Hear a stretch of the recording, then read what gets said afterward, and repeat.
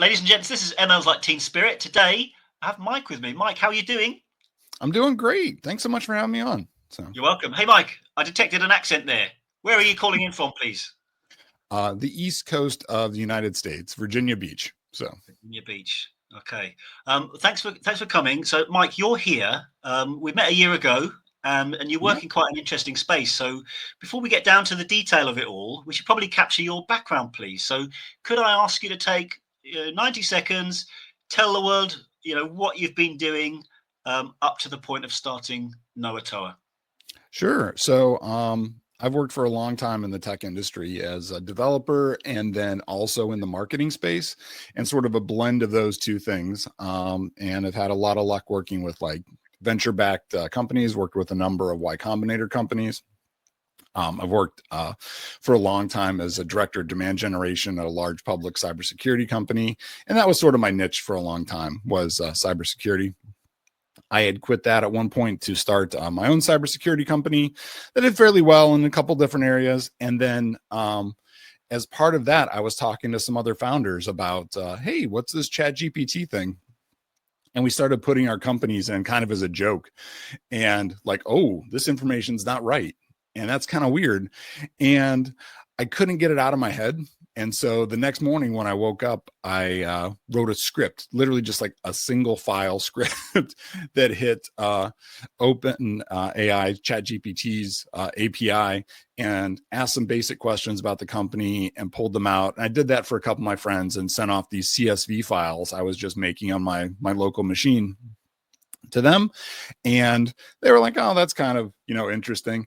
And then a couple weeks later, a few of them started getting notices from their customers. They would ask like, hey, how'd you hear about us, like and like welcome to the thanks for being a customer email. And they started getting the answer chat gpt, and they're like, hey Mike, I get a couple more of those spreadsheets to kind of figure this stuff out. And that was really how we started Knowatoa, with the thought of like trying to capture the knowledge that these AIs have and, manage that, make sure it's right, see how you rank against competitors, and a bunch of different tools to handle that in a similar way to how people have handled traditional SEO and search marketing. So. Good. Well, thanks for that. Look, so Mike, you're here because my background is marketing sciences, and we get people involved in the marketing sector on here to talk about measuring stuff. So Yeah. I'm involved with econometricians, attribution people, data-driven marketing. And I was talking to a guy the other day. He was telling me about a concept called the dark funnel, which is Okay. really these kind of hard to attribute customer touch points. And I happened to press him and say, well, what do you think of AI search? And he said, yes, this is the dark funnel. So it looks Yeah. like you're looking in there. So let's go over the fine detail of like what it is that you're looking at, what it is you've built, and the problem being solved. Let me just push you on one point. The CSV file you flipped to your buddy. Yeah. How accurate, or what was interesting about that piece of information retrieval? Like, was it a good extract? Accurate extract of what the company did, or was it slightly strange? Well, I think there's multiple pieces in here. One of which is there's all the traditional search stuff, which is like, hey, who's the best in this sector, that kind of stuff, which is the mid and bottom funnel type of search that prospects or customer people do when they're looking for a solution to a problem.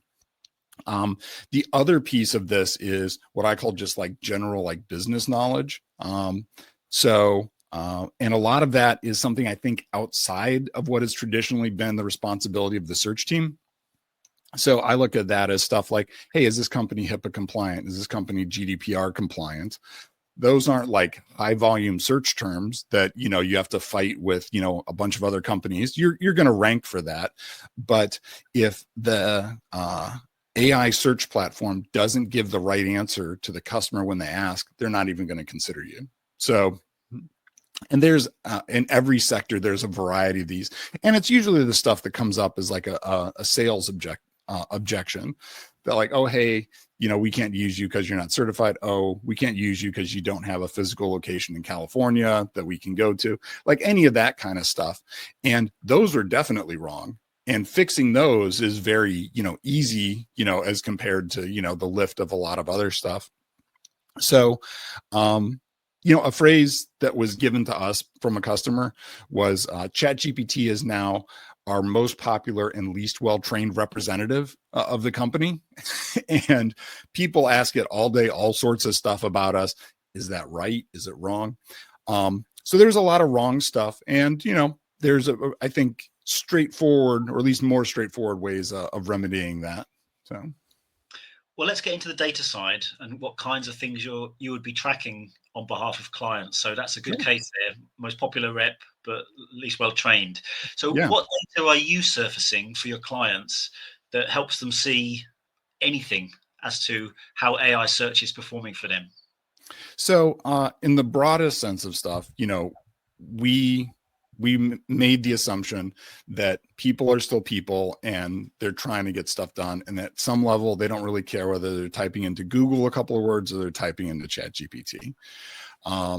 And so we go really to intents, which is, what are they trying to get done? What's the search intent? Or in AI, we try to think even further back, like what's the task intent? What are they trying to do? And so, we take a site and you can go to Knowatoa.com and put your site in, and we do what we call a deep classification of it. So we take all the existing, keywords that you rank for in traditional search and do a classification of them and say like, well, what is it the person was trying to do?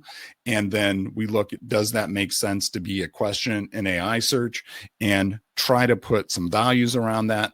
And what we're trying to get to is helping people evolve their content strategy, because, there's, a limited amount of time and effort we can all put towards things. So we want to be as efficient as possible. And then, tracking the performance of that over time, as well as, how you're against competitors and how all of that fits together. So. And because I'm the data guy, Mike. So is there any observation, might be simple for you, but not for everyone watching this. Are there any sort of key differences about some of the different LLM vendors, and maybe the access to the training data that would be powering these systems? Like, could you sort of just talk through the two most common things that you say, or the obvious, to you, that what you've noticed? How does the training data dictate the presence of the brand? So, let's talk training data. So, I think the first thing I try to, if I'm having a technical conversation, and a lot of SEOs are quite technical, is to really try to distinguish what's the difference between an actual AI model and an AI search service and traditional search services, where you have something like, ChatGPT, there is a 4.5 model, and that's different than their O3 model. And it has all these different characteristics for how well it answers certain questions or this other bench and stuff. And that's the model. If I think of it almost like a database. Like I pulled down this database and I'm using it locally, and it doesn't know anything about the outside world. When it's a search service or a search platform, it does, the AI term is tool calling, which is that, this looks like something that might be, more recent than when my data was trained. This looks like something that might be better answered by something else. And so it goes out and it either does a web search, so OpenAI, ChatGPT calls Bing's web search. Claude does something similar. Google obviously does something similar. And each of them, frustratingly, have different terms for this. Google calls this like grounding. Other ones call it web search. Anyway, so there's a blend of these different pieces of data that are coming back. So if you go like, what's the underlying training data? Well, certainly it's the internet. Certainly we know there are precompiled sets of data. One was actually called the pile. There's been a couple rough instances where it's come out that some of the massive online sites that did book piracy have been used for training a lot of these services.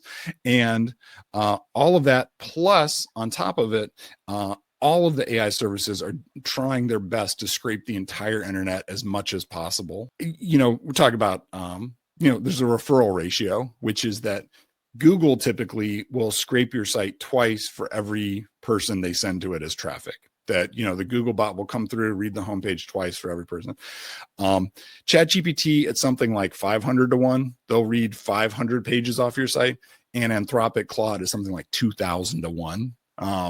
And that's both worrisome in some aspects and the new reality and what to make sense of it. And this extra visit from the the AI company reading the site's material, do you know the difference between in response to a question like the user's prompting, or some of these enhanced services like the deep research? So is the deep research leaving like some disproportionately large footprint in terms of this type of stuff? How should I be thinking of it? So we have something we call the AI Search Console, which is basically that there isn't, Google webmaster tools for each of these services.